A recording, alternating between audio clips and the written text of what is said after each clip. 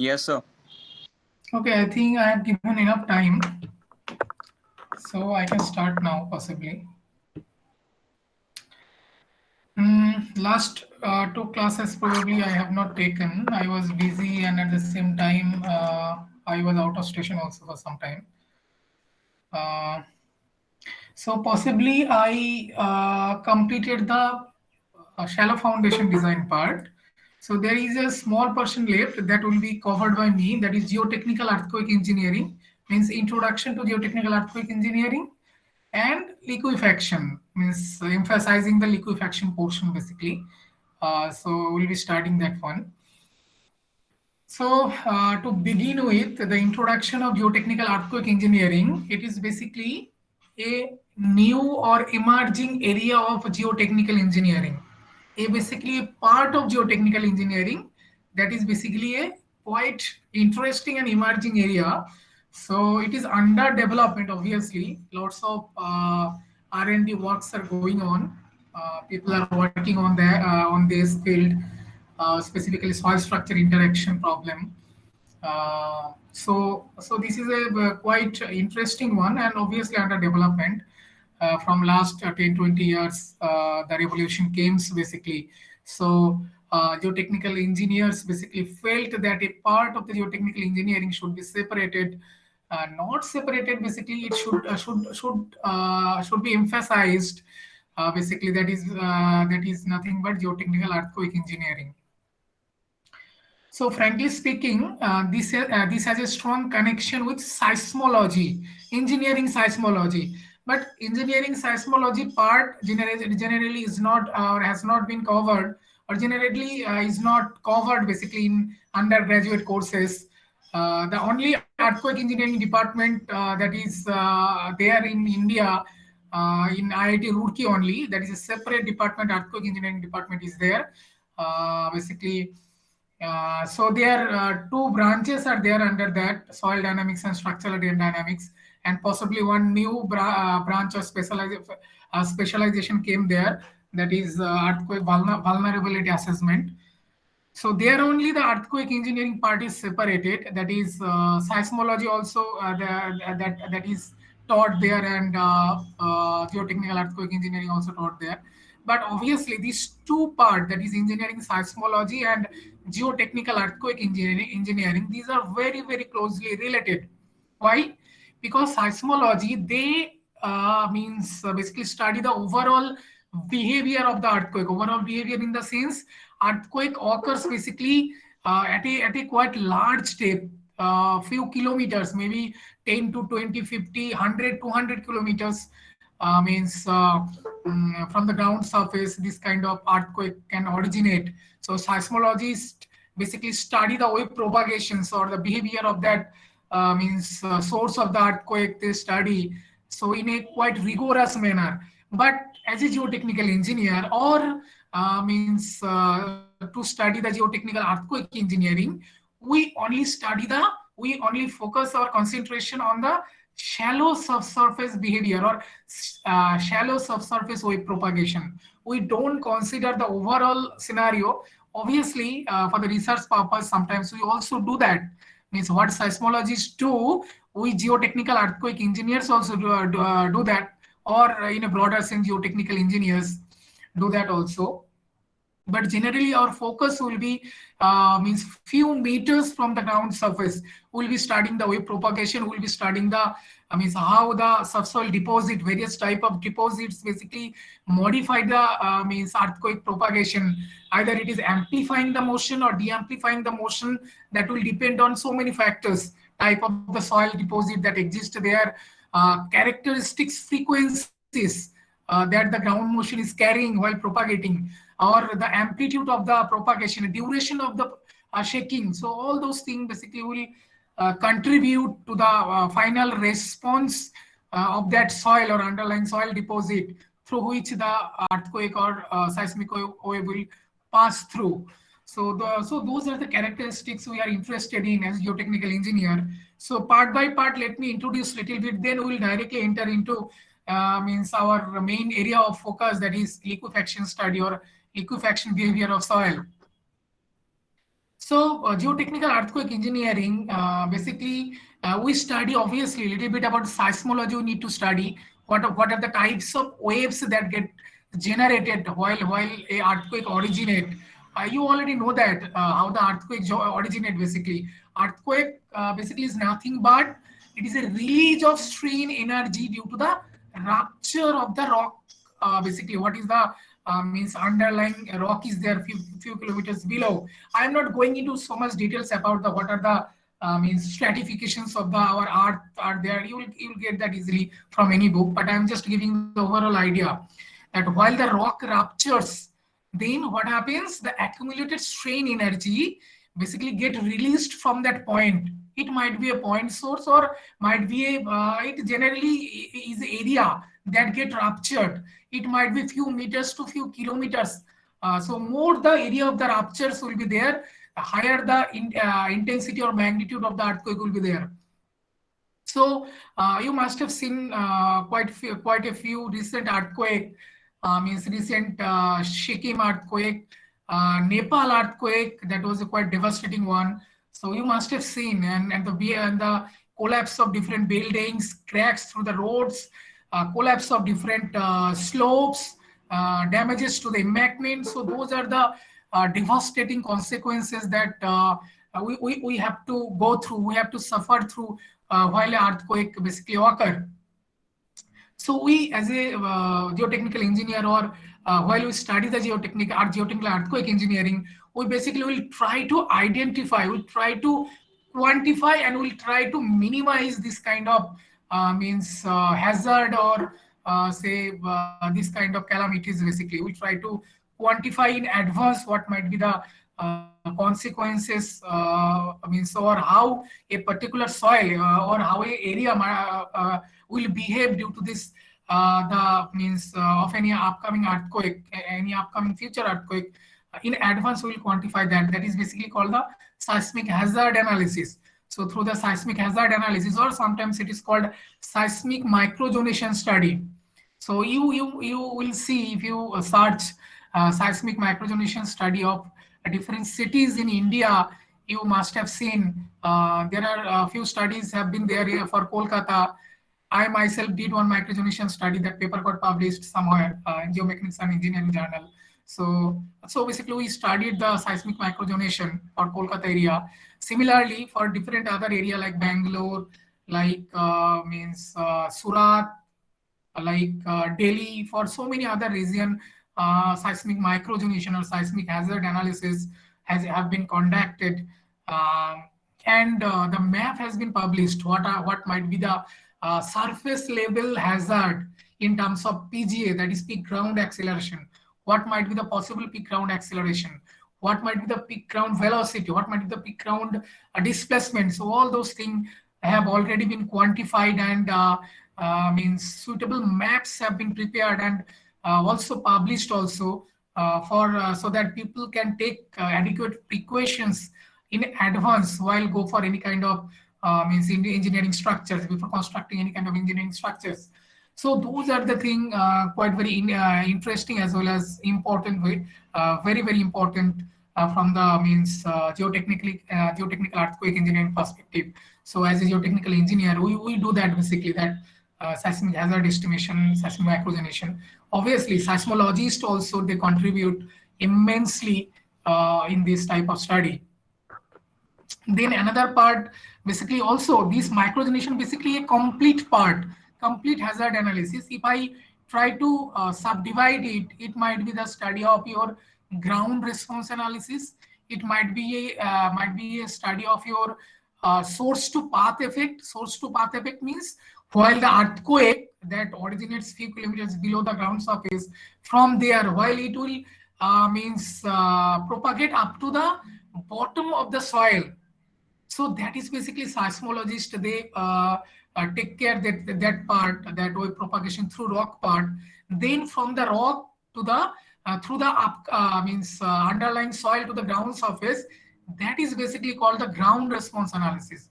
So geotechnical earthquake engineering plays a major role in quantifying this ground response analysis or conducting the ground response analysis.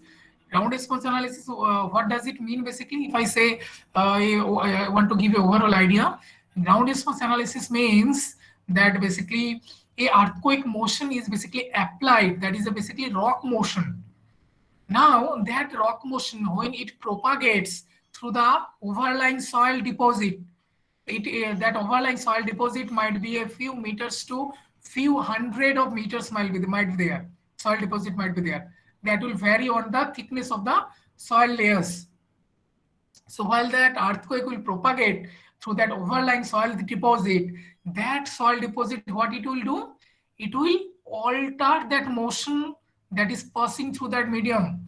It will alter the duration. It might alter the frequency content. It might alter the your basically amplitude. So this thing might get modified while the earthquake motion passes through the soil medium, and when it reaches to the ground surface, what will be the that changed values, what will be the peak ground acceleration, what will be the peak ground velocity, peak ground displacement. So those things basically we will finally quantify as a result of ground response analysis. So this is a part means where it is a basically free field motion we are basically considering. But this is not the actual scenario. The actual scenario might be a little bit different. How it is different? It is different while we will construct a structure means within the soil. What will happen? Then if a earthquake originate and if that earthquake propagate through that medium through which the civil engineering structure have already been constructed, then what will happen? There will be some kind of interaction between the soil and the structure, because structure already exists there. The ground response analysis so far we talked about, that is basically without any structure. That is a ideal scenario, that is a ground surface free field motion we are basically considering. But here what is happening? Some engineering structures are already been constructed. When the wave will propagate through that soil medium where the structures are already there, what will happen? There will be some kind of soil structure interaction. That final outcome, what it will be, how the building will suffer, or how the bridge will suffer, or whatever the type of engineering structure that is constructed on the soil, how it will behave due to that earthquake propagation, that is also basically studied. So that study has also has been a part of that geotechnical earthquake engineering, or sometimes structural engineering also. Engineers also get involved to combiningly basically study the soil structure interaction problem. So this is basically a quite a very new emerging area where lots of research is going on basically, and lots of publications are being made. So these are all basically a part of geotechnical earthquake engineering.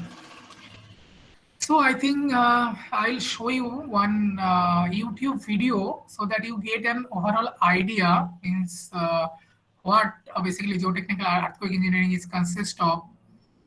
So first let me share the screen.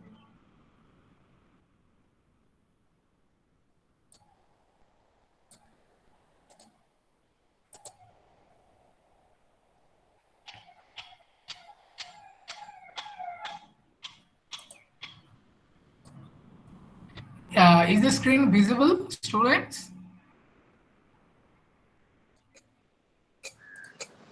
Yes, sir. Okay. See this one. This small clip is there, 1.5 minutes. The motion of similar buildings on different bedrocks will be exaggerated to show the arrival of compressive P, shearing S, and rolling surface waves from a regional earthquake.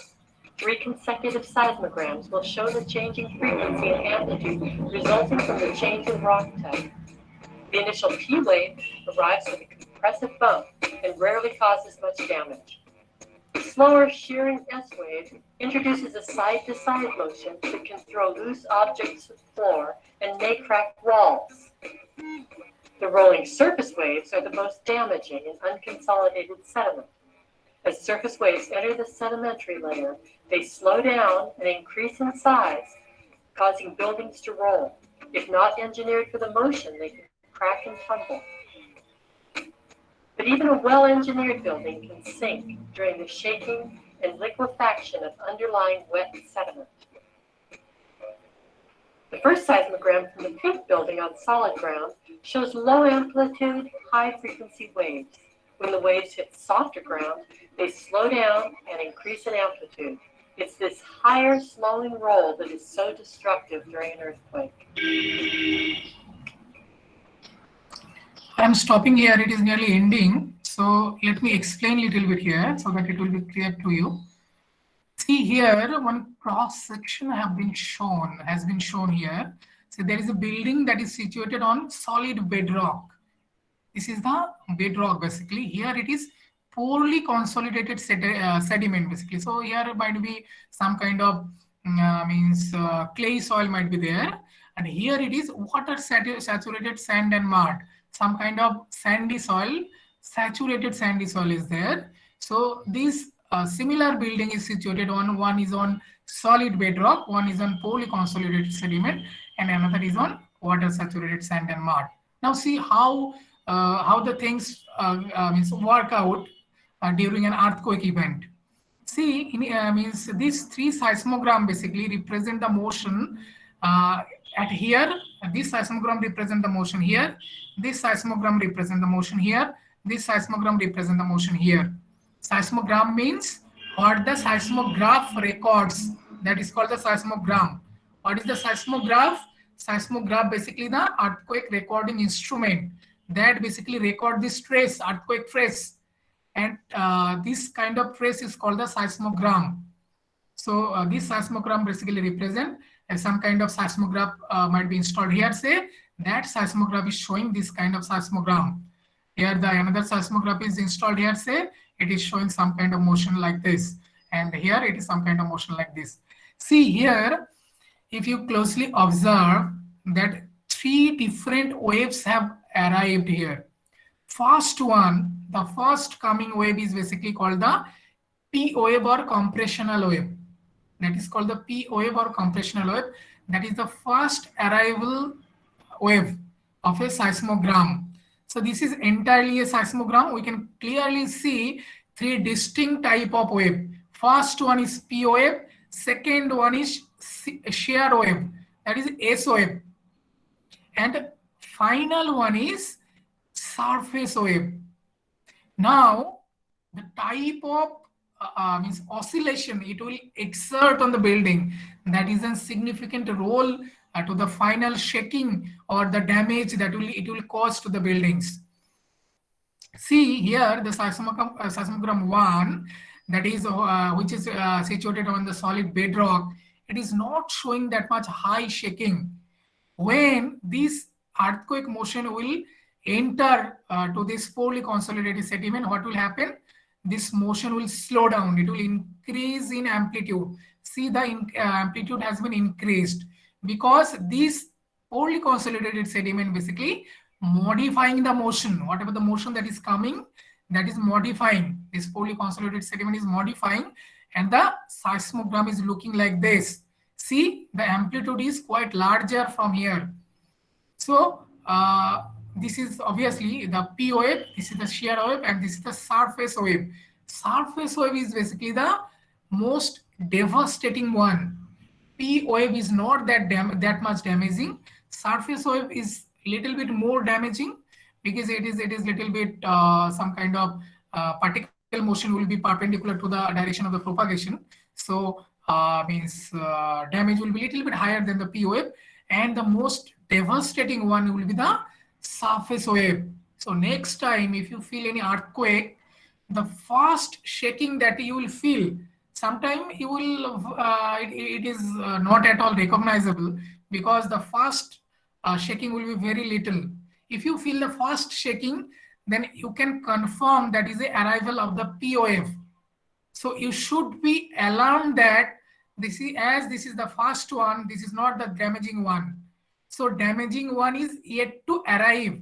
Damaging ones are yet to arrive. Next shaking will be from the shear wave, and the final devastating one will be from the surface wave. Now, if we see the I'll repeat this video one more time. Let me explain a little bit this one. So poorly consolidated sediment basically modifying this motion, whatever the bedrock motions are there. And finally, there is another kind of water saturated sand and mud is there.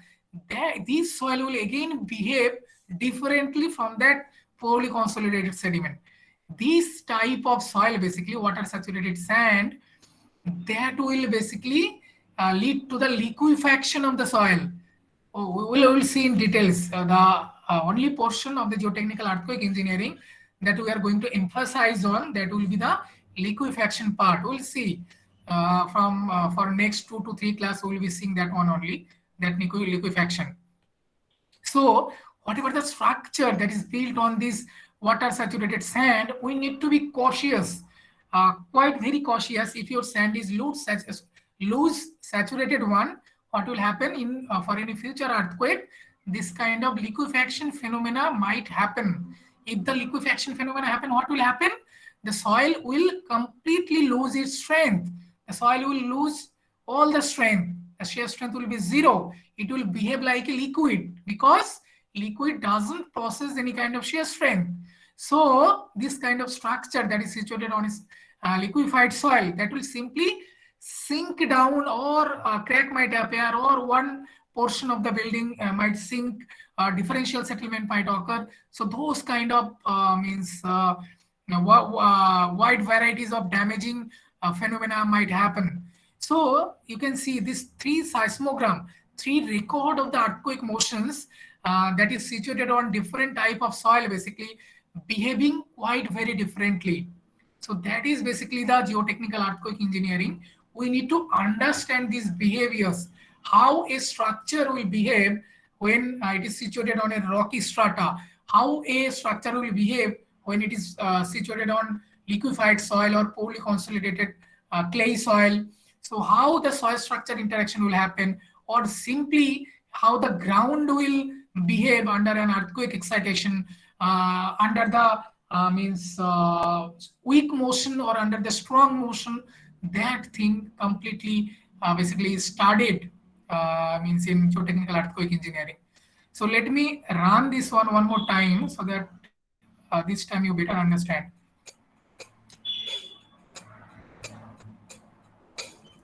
The motion of similar buildings on different bedrock will be exaggerated to show the arrival of compressive P, shearing S, and rolling surface waves from a regional earthquake. 3 consecutive seismograms will show the changing frequency and amplitude resulting from the change in rock type. The initial P wave arrives with a compressive bump and rarely causes much damage. The slower shearing S wave introduces a side-to-side motion that can throw loose objects to the floor and may crack walls. The rolling surface waves are the most damaging. This is a surface wave, means the most damaging one. The particle motion is retrograde ellipsoid, retrograde ellipse basically. So that's why it is the most damaging one. See, when it is passing through, how the structure is behaving. Consolidated sediment. As surface waves enter the sedimentary layer, they slow down and increase in size, causing building collapsed. If not engineered for the motion, they can crack and tumble. But even a well-engineered building can sink during the shaking and liquefaction of occurred. Building got sink here due to liquefaction. First seismogram from the pink building on solid ground shows low amplitude, high frequency waves.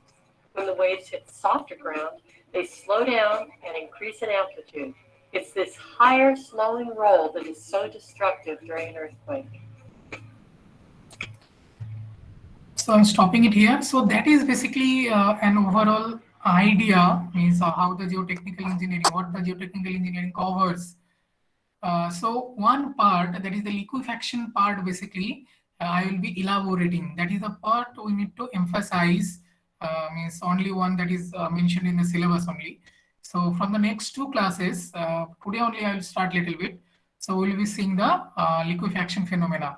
We will first study what the liquefaction is, how we can identify potentially liquefiable liquefaction susceptible soils, how we can initially guess that this kind of soil might liquefy during an earthquake, How then finally we will see how we will quantify that one. Means initially we can see qualitatively, then finally we will see by using standard penetration resistance how we can quantify that a particular soil will liquefy, and we can map that one with tape that which strata basically will liquefy and which strata won't liquefy. So those kind of thing we'll discuss means in the liquefaction study.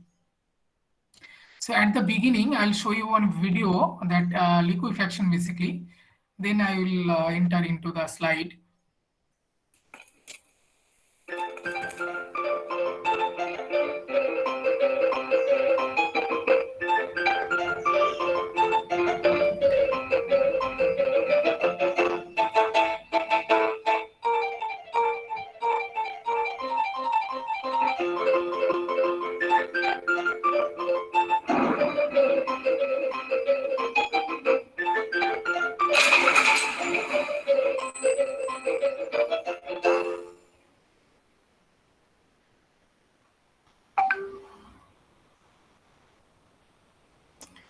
So this is basically a real image of San Francisco earthquake 1906.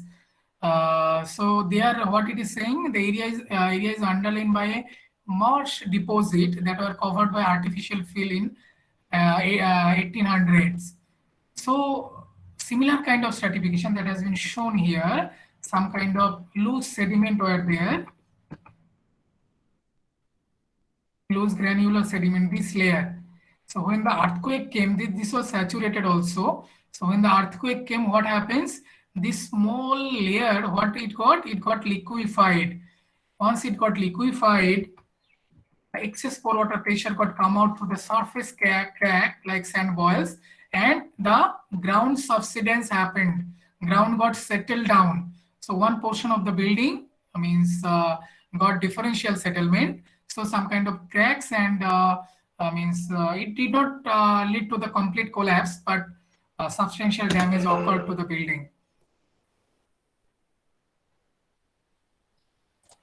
So let me enter into that our main part.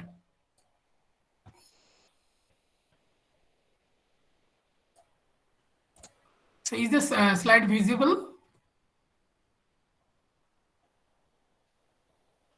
Slide দেখা যাচ্ছে? Yes, sir. Yes, sir. Okay. So in this liquefaction, what we are going to cover basically, we are going to cover what is soil liquefaction. Obviously, we need to understand means how the liquefaction phenomena happens. What is the complete mechanism of the liquefaction? That we are going to see first. Then we'll see some when has the soil liquefaction occurred in the past. What are some past examples of the liquefaction from the historical earthquakes? That we are also going to see, because from then only we are going to learn from the historical earthquakes, from the historical events of the liquefaction occurred from those past earthquake. That is from that is where we are going to learn.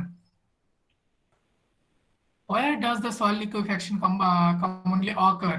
And by studying those historical events, basically, we are going to try to come up with that idea, means what type of soil basically will liquefy, what type of soil can subject to strength loss during the means earthquake event, during an earthquake event. So that is one we are going to see first. Obviously, initially it will be qualitatively we are going to see, and later on we will see quantitative estimation. Quantitative estimation, there are basically so far using the simplified method we are going to quantify the liquefaction potential of a soil. This simplified methodology is used using the standard penetration value, that is the SPT value. We can use the CPT, that is cone penetration resistance value. Then we can also use the shear wave velocity, that is VS. So using these three soil parameters, we can quantify the liquefaction potential of a soil quantitatively by using the simplified procedure. Obviously, the simplified procedure is not the quite very accurate one, but lots of research are going on, and some modifications are coming. With the passing of 2, 3, or 5 years, some modifications are coming. So obviously, those simplified methods are also becoming quite efficient in predicting the liquefaction. Why does soil liquefaction occur? Obviously, we need to identify the cause of the liquefaction. If we understand the mechanism of the liquefaction, then only we can find out the cause, or where the liquefaction can occur, that we can come up with. How can soil liquefaction hazard be reduced? So the final our objective should be that we need to minimize this liquefaction hazard. The way we need to minimize the liquefaction hazard might be, we need to in advance we need to assess the liquefaction potential of a particular area. So if I want to construct a particular structures, quite very important structure, say, then we should it might happen that we can avoid that kind of site where liquefaction is predicted, or we can use some kind of ground improvement technique so that we can improve the soil parameters, so that for that any kind of future earthquake, we can avoid this kind of liquefaction hazard. So that might be the final objective. We have to reduce the liquefaction hazard. Now, let me read a little bit initially so that you can get an initial idea, that means introduction of the liquefaction basically. So liquefaction is one of the most important, interesting, complex, and controversial topics in geotechnical earthquake engineering. Obviously, I think 20-25 years ago also liquefaction was not liquefaction did not get much attention, and people were not so much aware of liquefaction basically at that time.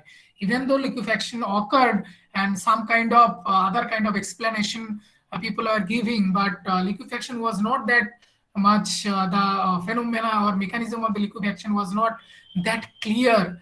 But in the coming years, or from the last 20-30 years, the liquefactions has become a very important part of this geotechnical earthquake engineering. See, its devastating effects sprang to the attention of geotechnical engineers in a 3-month period in 1964, when the Good Friday earthquake 9.2 in Alaska was followed by the Niigata earthquake in Japan. Both earthquakes produced spectacular example of liquefaction-induced damage, including slope failure, bridge and building foundation failure, and floating of buried structures. So this kind of widespread devastation basically was seen from these two early earthquake, 1964, means Alaska earthquake and Niigata earthquake. That is a very famous earthquake. We'll see some example of this Niigata earthquake also in Japan, from where widespread devastation occurred, slope failure, bridge and building failure, and obviously some kind of floating of the buried structures also observed.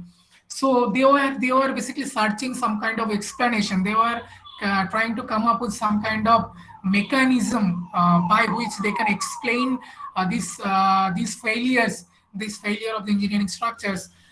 So from there only the idea of the liquefaction basically originated. So they are coming up the term liquefaction. Obviously, the term liquefaction was even quite introduced quite earlier, but the mechanism only understood last 30-40 years. So that is basically the liquefaction does, the widespread devastation. If your soil is basically granular kind of soil, loose granular soil, and the water table is at a shallow depth, so there only the soil is highly susceptible to the liquefaction. We'll come to that one by one. So now we'll see the definition of the soil liquefaction. So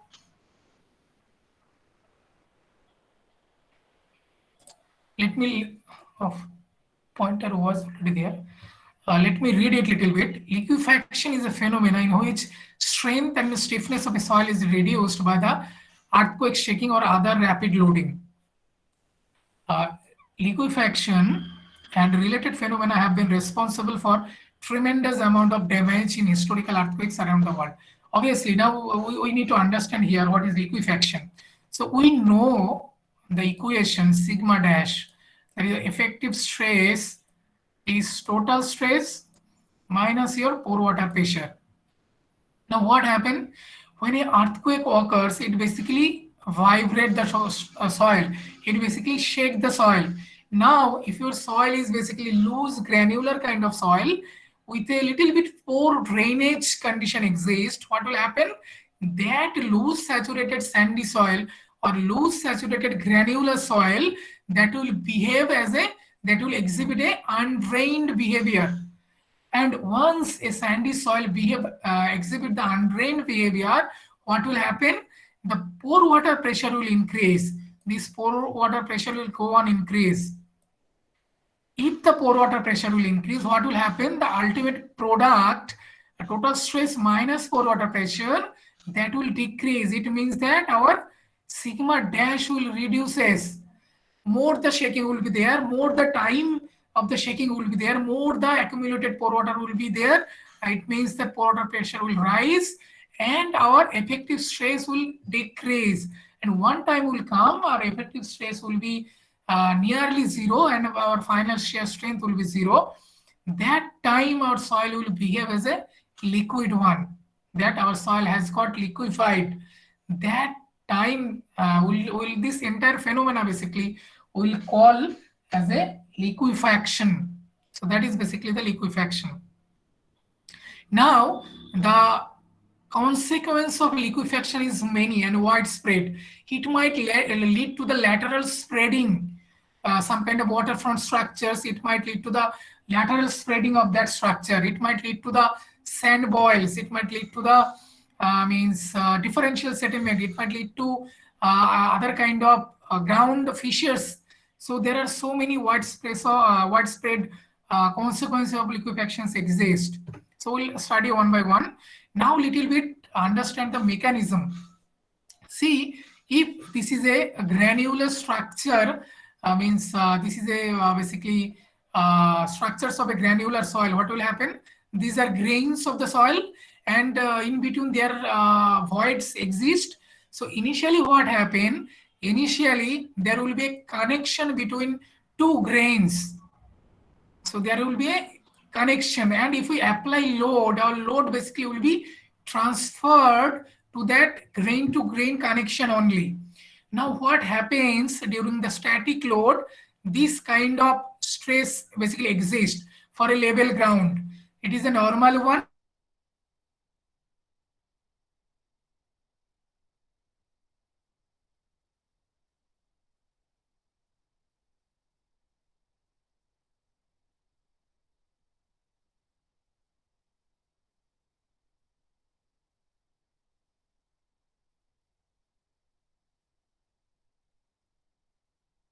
Direction. In this way, our shaking will be reversed in the next moment. So what will happen? This kind of shear stress will generate. As a result, what will happen? The initial grain to grain connection, what was there, that grain to grain connection. See these pictures, there are so many grain to grain connection exist. But if we continue to impart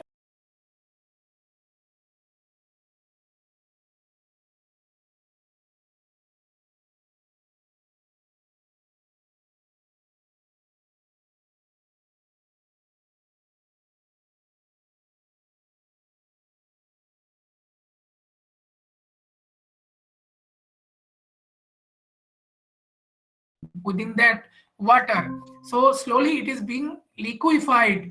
Our pore water pressure is increasing until the effective stress will be zero. Effective stress will be zero means your complete grain to grain connection will be lost. Your whatever the your grains are there within the granular soil, all the soil will lose its grain to grain connection.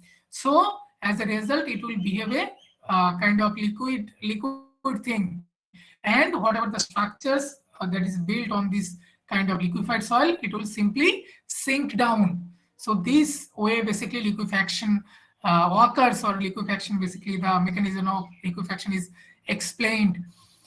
Now, if I read it, what it is written here, if I miss something, liquefaction occurs in saturated soil.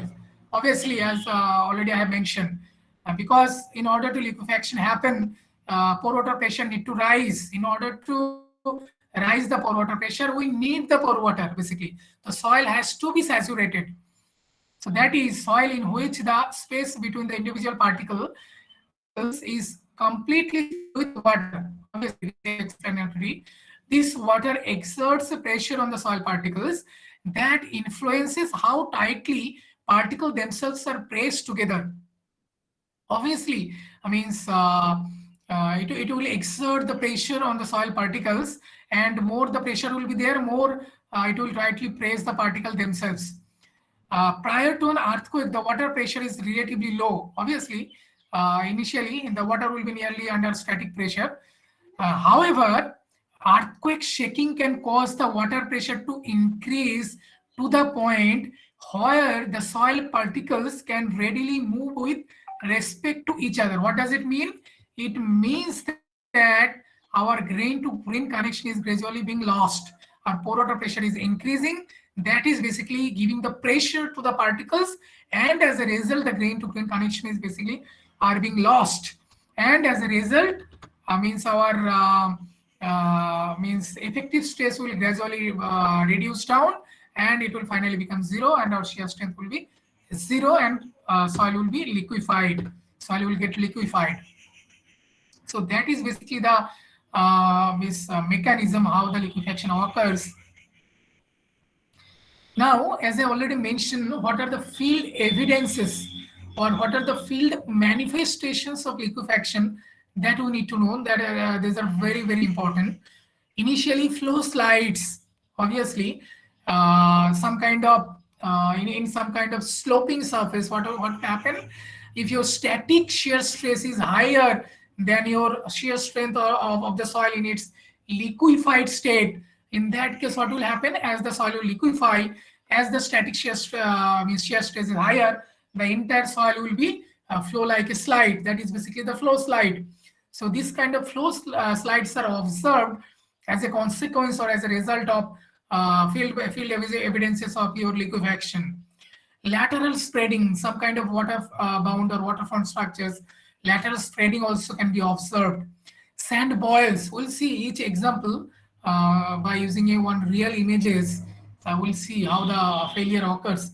Sand boils, what does mean by sand boils? It means if there is a liquefied strata exist some depth below the ground surface, now what will happen? Your once your pore water pressure rise and slowly the soil will liquefy, it will try to come out whatever the fissures exist between the ground surface to that liquefied layer. Through that fissures, that water sand mixtures will come out, and as a result, there will form some kind of cavity will form, or ground subsidence will occur. That is basically known as sand boils. So these kind of sand balls are also seen in the as a evidence of field evidence of your liquefaction. If I try to draw something, say this kind of crack exists, say this kind of strata is there, and say this is the granular one, this is the liquefied soil layer. So like this, I am just marking it. So this strata has got liquefied. Here one granular soil is there, and say this is your water table. What does it mean? It means that your granular soil is completely saturated. If any earthquake shaking occurs, say this is the time history, this kind of time history of earthquake. If this kind of shaking occurs, what will happen?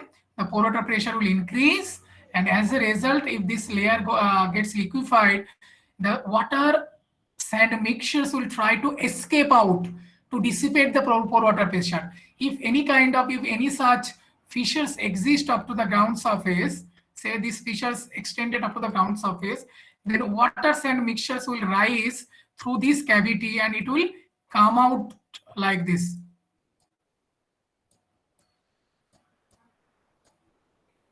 it will come out like this, forming a some kind of cavity at the ground surface or ground subsidence here, because whatever the materials that got come out from here, so as a result settlement will occur and here the cavity will form. So this kind of phenomena is basically called the sand boil as a result of means liquefaction.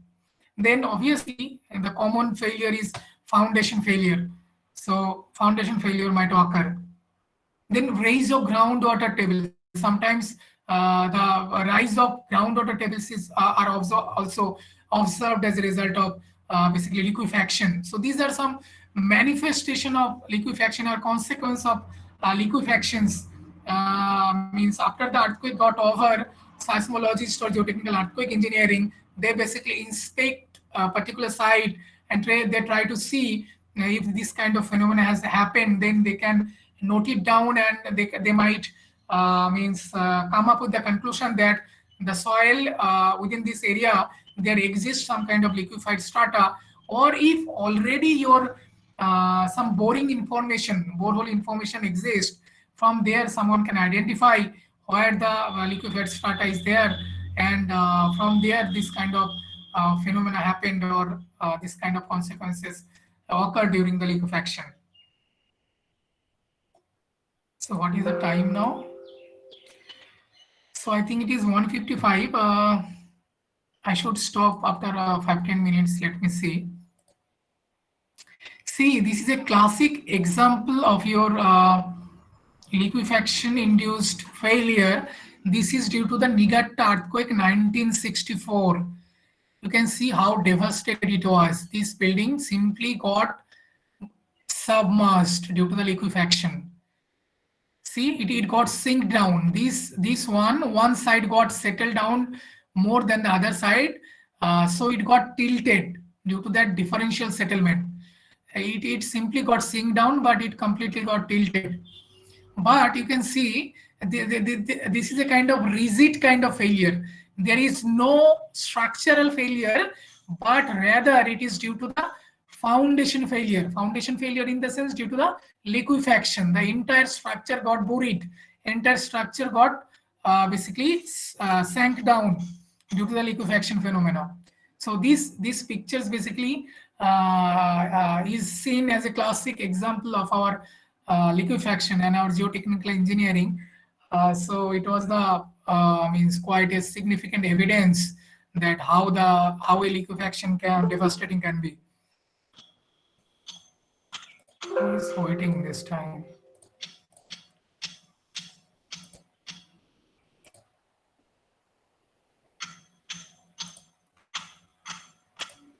So this is the Niigata earthquake-induced liquefaction. So this is another one. This is lateral spreading. See, some kind of waterfront structures are there. So due to the liquefaction, this lateral spreading occurred. See, the complete collapse here occurred. So due to the liquefaction. So this is another typical example of lateral spreading due to the liquefaction. Say this is the flow slide failure of lower San Fernando Dam during San Fernando earthquake 1971. See, this is a complete collapse. It's the flow slide failure of the San Fernando Dam due to the liquefaction. So this kind of failure basically is quite devastating from the perspective of your economic loss as well as life. Obviously, that is the most precious. So that can also happen. This is an example of sand boils or ground fissures. See, I think very recently, I think few months back only, I cannot remember exactly, 6-7 months back only, there was some earthquake. I think it was Nepal earthquake or somewhere, Sikkim earthquake, I cannot remember exactly. So some liquefactions pictures came out, and I think I posted in my Facebook account also. Some liquefaction phenomena occurred, live liquefaction phenomena during an earthquake. How water sand mixtures basically are gushing out through this kind of fissures as a result of liquefaction. See, this kind of sand, due to the sand boil, this type of cavity basically formed. and some kind of obviously some ground subsidence occurred. So see, these are classic example of a liquefied soil layer. See, topsoil layer has not got liquefied, but at some depth there was some kind of liquefied soil layer, some granular soil were there. Granular soil layer was there. So that soil layer got liquefied, and that means waters and mixtures basically got come out due to the while escaping out or dissipating the pore water pressure. So this kind of sand balls formed. So those are basically some example, classic example of the liquefaction induced phenomena. And from Indian perspective, obviously, there are several examples. During the Bhuj earthquake, Bihar Nepal earthquake, Sikkim earthquake, there are several this kind of liquefaction phenomena, field phenomena observed, and some failure also occurred due to the liquefaction. So it has drawn in great attention to the geotechnical earthquake engineers recent years, and people are actively engaging in order to study the liquefaction mechanism, in order to study how the liquefaction mechanism can be liquefaction induced devastation can be reduced, and in better way we can quantify the liquefaction hazard. So people are working out. So let me read out a little bit what it is written. Liquefaction has been observed in earthquake for many years. In fact, written records dating back to hundreds and even thousands of years describe earthquake effects that are not known to be associated with liquefaction. Actually, at that time, people doesn't know. People didn't know basically what is happening. But this kind of phenomena from the description, seismologists or our geotechnical earthquake engineers, they are basically guessing that those failures are due to basically the liquefaction. Nevertheless, liquefaction has been so widespread in a number of recent earthquakes that it is often associated with them. So obviously, it has become a common term now, the liquefaction. Some of those earthquakes are listed below. Alaska earthquake that I already mentioned, 1964. Niigata earthquake, Japan, 1964. That is a classic example. Loma Prieta earthquake, that is also a very famous one, USA in 1989. Kobe earthquake, Japan, 1995. And there is one example from India, that is Bhuj earthquake, 2001. If you just put a Google search liquefaction during Bhuj earthquake India, you will get several of such pictures of the liquefaction, and you can better relate it, means how the liquefaction occurs. Basically, earthquake, while we study the earthquake, see here, two earthquakes are from basically Japan. While we study the earthquake, we should name a country that is basically the Japan. So where most of the earthquake occurs, most of the devastating earthquake occurs.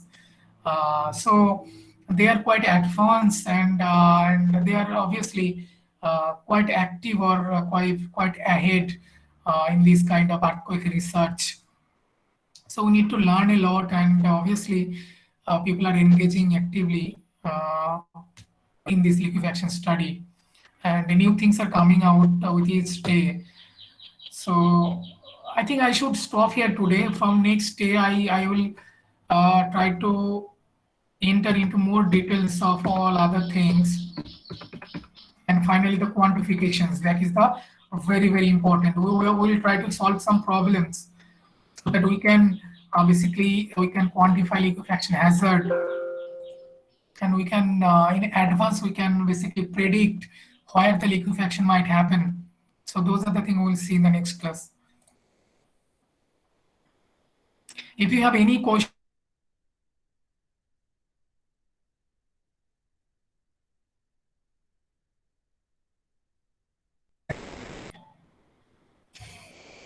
any questions or any doubt?